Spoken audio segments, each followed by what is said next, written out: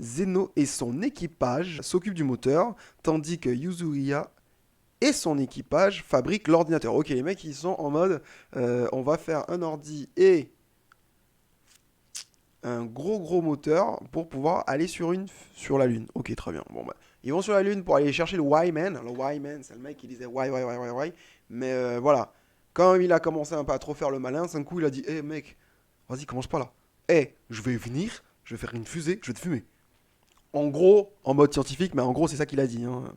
C'est pas moi qui le dis, c'est lui. Maintenant que l'Inde est derrière nous, le prochain arrêt est notre voyage pour construire la fusée. C'est l'Australie. Cette boîte au nord de l'Australie est la plus grande source. Hop là.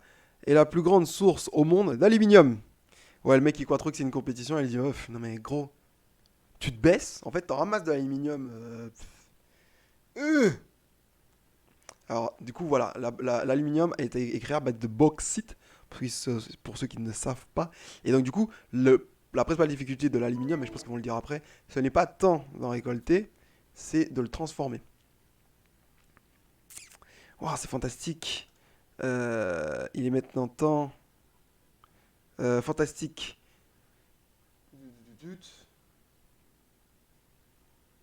En peu de temps, nous aurons fini la ville d'aluminium.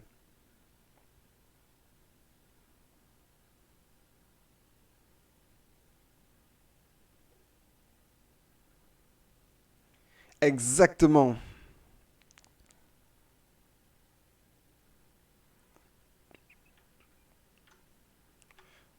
Hop, hop, hop, hop. Parce que j'essaye quand même de ne pas vous dire trop de bêtises en traduisant quand même. Ce serait pas ouf. Là, seront par la suite. Le corps de.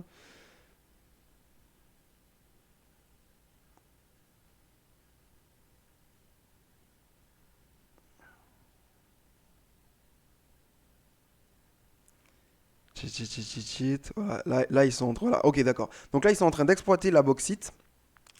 Et lui, ce qu'il voudrait, c'est donc on appelle une machine énorme. Salut Demonius. Salut Demonius, ça va? Comment ça va tranquillement? Comment se passe ta journée? Bon.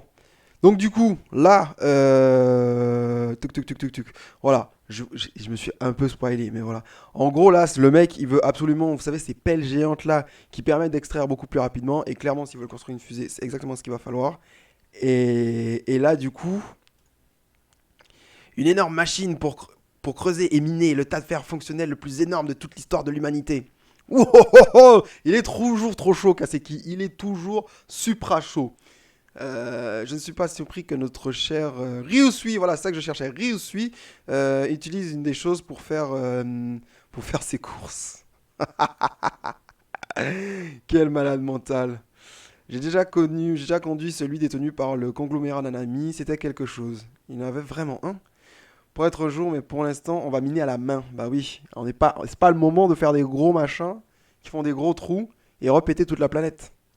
On est censé avoir la même puissance que cette machine Excalibur.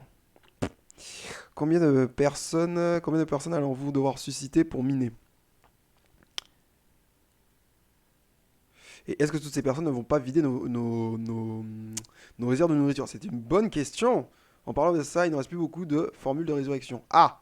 Pourquoi pensez-vous que notre objectif a été de fonder la ville du maïs? Vous vous souvenez, le maïs peut être utilisé comme nourriture comme pour faire de l'alcool. Oh punaise, qui est quoi?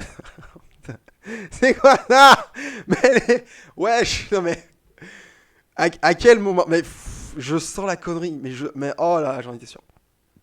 Oh là là, j'en étais sûr. Mais j'en étais tellement sûr. Est-ce que quelqu'un a besoin de maïs en provenance directe des USA? Voilà, on est là, le maïs. Et là, t'as François, boum, direct. Elle prépare quoi? Les petits tacos là, boum, les petits fajitas. Ouh.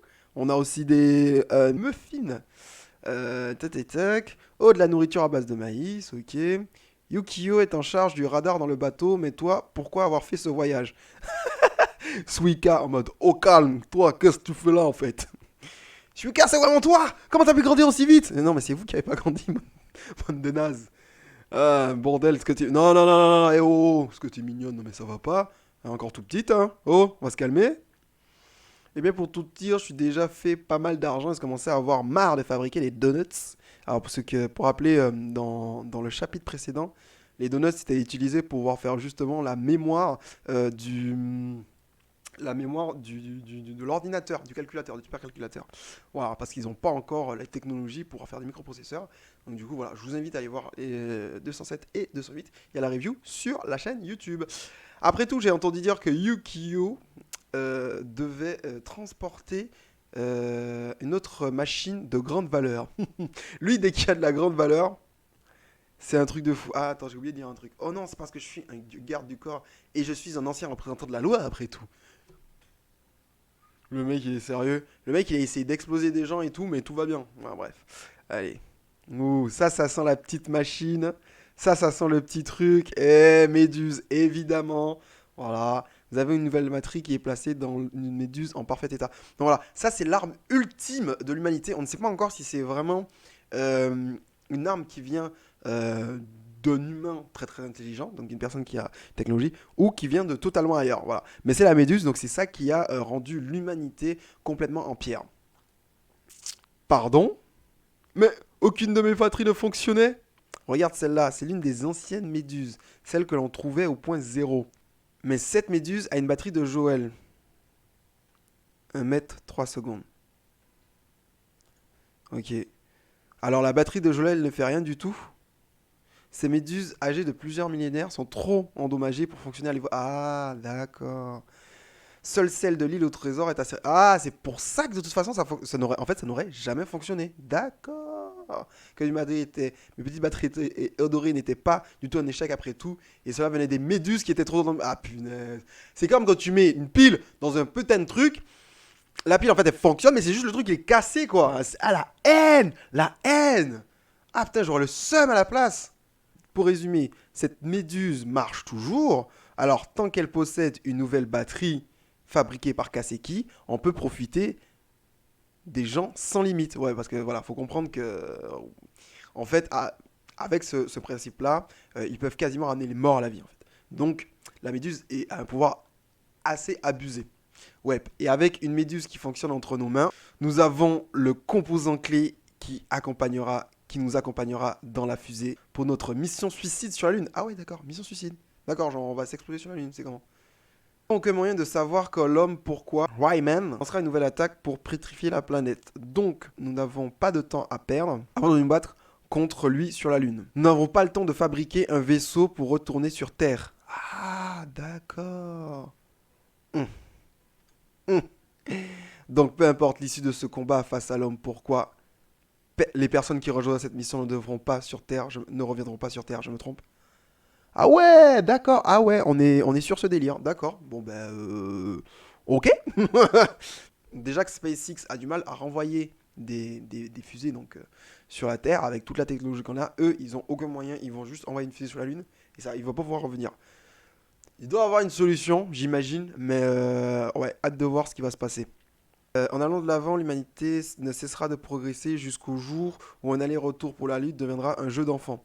C'est quasiment ouais, quasiment le cas aujourd'hui, donc dans quelques années, pourquoi pas. Le scientifique, le guerrier et le pilote devront se pétrifier eux-mêmes à l'aide de la méduse. Ouais, c'est pas con, c'est pas con. Du coup, juste après, ils pourront venir les chercher. Et oui, et oui, et oui. Là-haut, sur la surface de la Lune, nous attendrons d'être sauvés durant des années, des décennies, des siècles. Cette méduse de l'île au trésor est le ticket qui assure notre aller simple pour la Lune. D'accord, d'accord. Oui, bon, très bien, ok, bon, d'accord. C'est assez hardcore ce chapitre parce que, bon, donc on arrive là en Australie, on découvre qu'il y a voilà, l'aluminium, tout ça. Donc ils n'ont pas parlé de la fabrication de l'aluminium. Néanmoins, on apprend donc que la mission pour aller sur la Lune, pour aller choper le Wyman, donc les trois qui doivent aller, c'est une mission suicide. Alors, suicide entre guillemets, puisqu'effectivement ils vont donc du coup se pétrifier eux-mêmes, sachant quand même que la Lune est percutée de façon récurrente par des astres stellaires, bon, voilà. Mais néanmoins, si c'est pas érodé et que, sachant que logiquement il n'y a pas d'érosion sur la Lune, parce que justement il n'y a pas de météo, du coup, bon, c'est pas trop débile. Mais c'est quand même assez hardcore de se dire que les mecs ils vont aller là-bas, ils vont attendre sûrement des siècles, donc des personnes qui ne, toutes les personnes qu'ils vont connaître ne vont plus être là, pour au final, juste, juste pour niquer ce mec là-haut où on sait pas qui c'est. Et c'est assez. Ouais, je pensais pas. Effectivement, on n'avait pas forcément eu l'idée de comment ils vont revenir et tout ça. Et ouais, c'est.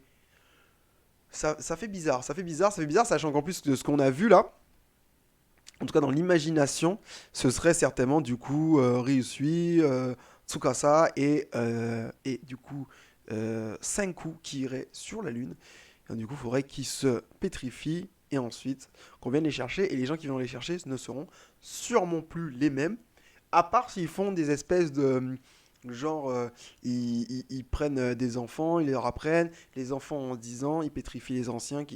Je ne sais pas trop comment ça peut se goupiller, parce que l'affaire qu'il y a eu donc, du coup, avec Suika, qui a attendu 7 ans, du coup, qui a grandi, mais les autres n'ont pas grandi, voilà. Et on ne sait pas trop ce que l'auteur va prévoir. Mais en tout cas, c'est vachement intéressant. C'est vachement intéressant. Chapitre avec plein de petites, plein de révélations assez cool. Donc voilà, eh ben, c'est pas mal.